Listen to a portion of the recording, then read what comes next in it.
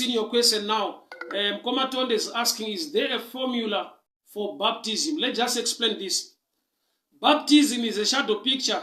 Yekufa nekumuka kwa Kristu. A man only dies once in a lifetime. So baptism, it's a symbol yekufa nekumuka mna Kristu. So munu unobhabhatidzwa rumwe chete uye unobhabhatidzwa mumvura zhinji.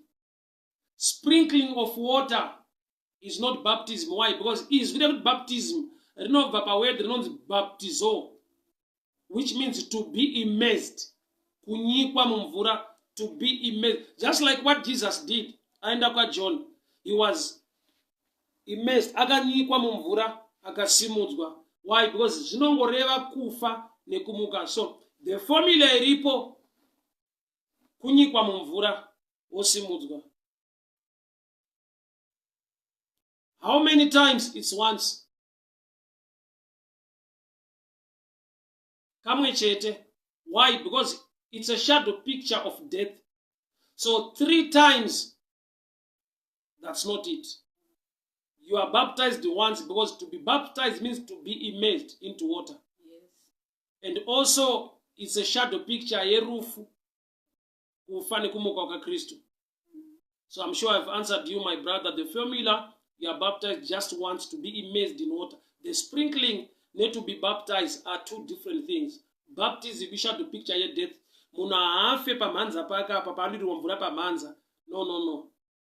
I know there are many things concerning issue of baptism, but kune zvimwe zvakaitwa as inconvenient paitika machanis, like during the times of war.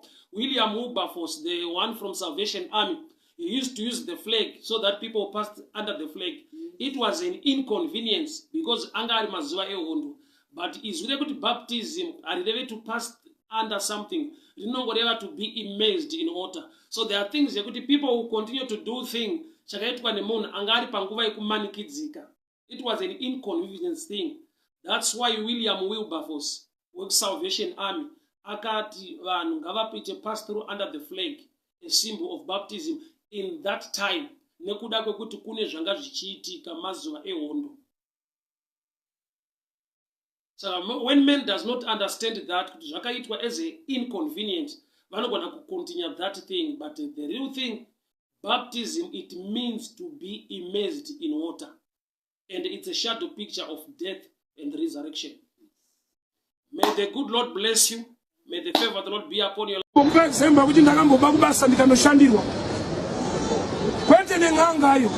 Watoba ye mwala achitusaba ndakaba ndikaenda kumprofiti ndikapiwa kundiso. Satani ane dzimwe chechi dzaanoziva kuti ukadai unonopinda ini zvinofamba. Ndapfugama paya zikanzi baba ndiri kuona dare remapurisa makabatizirima. Ndikati iwe wangu mambo zikanzi ndikatovuka kuti pamwe ndichanzikumbira regerero.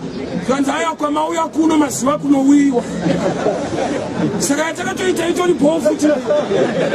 Ndopa ndakaziva kuti mweya wakatituma Kuba ndo umwe wacho watasangana nawo.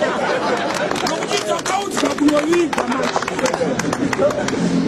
Zikanzi iri dombo iri mukarisa muhomwe hamuchadzingwa kubasa ndivada kudzinga. Ndati hamudzingwe. Ndikuona musi wechudze mapurisa achikutsvagai monoviga.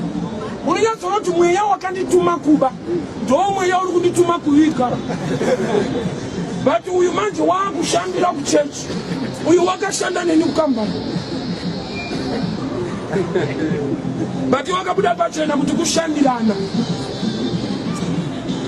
Kubatsirana zina mwari mukati. Kujegana.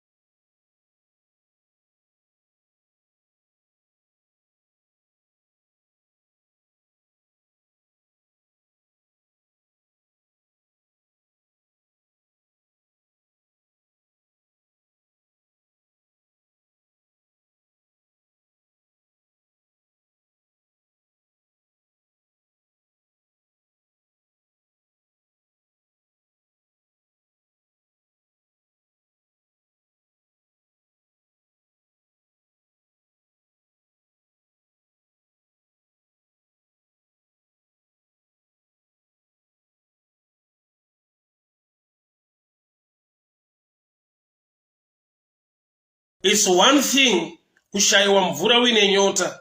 It's another thing kuwana mvura yacho otadza kuinwa. I'm sure it's more painful kuti mvura yacho yawanikwa, but zviri kufanana nekunge munhu asina kuwana mvura. I don't know whom I'm talking to, but mu life zvinombodaro kuti basa wakariwana, but mavaviri azviri kuita pabasa pacho unenge wakafanana nemunhu asina kuriwana. Relationship uri mairi, relationship yakawanikwa, but situation iri relationship iyoyo uri mumara relationship, uri mumara kind of business. Utano hwako ine mara situation zvekuti the waters ziripo, mvura iripo but haisi kunwika, mari iripo but haina zvairi kutenga, relationship iripo but hauna kwauri kuenda, things are not working out good. I've come to pray with you this morning, munhu waMwari. Mwari ndinzwei, Mwari nzwai kuchema kwevana venyu. Mvura nyange yakawanikwa haisi kunwika, basa rakawanikwa hapasi kushandika. Zvaanoshuvira muupenyu vana muri anayo, asi vana havamunzwa havamuteerere. Ndiri kunamata mangwanani ano mutsvene. Mwari wenyasha, Mwari wenyasha. The starting point in everything. Kufira pekutangira ndo mistake. But pane panotangirwa. Kuroja kunorojwa ndo pekutangira. But kufira mukuroja I mistake. Usatombozi ubabadzira. Life pane pekutangira. Sorry ndakusumudzai manje. Ndine shamwari yangu ya garden boy wandakapa advice kuti kamari kauri kuwana ita unyora ma subjects awakafuira uimprove life. Paakanoudza murungu wake akati uri kufurirwa. Bozi kuno vanhu vanoda kuti ufere garden boy.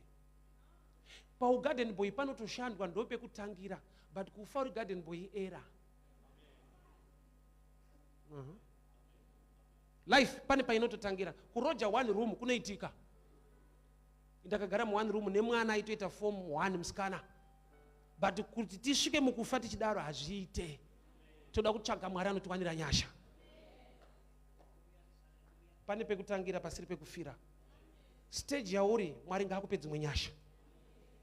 There must be a change, there must be a movement.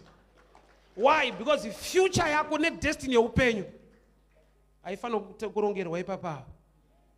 Pane kwaunofanirwa kusvika, pane kure kwaunofanirwa kuenda.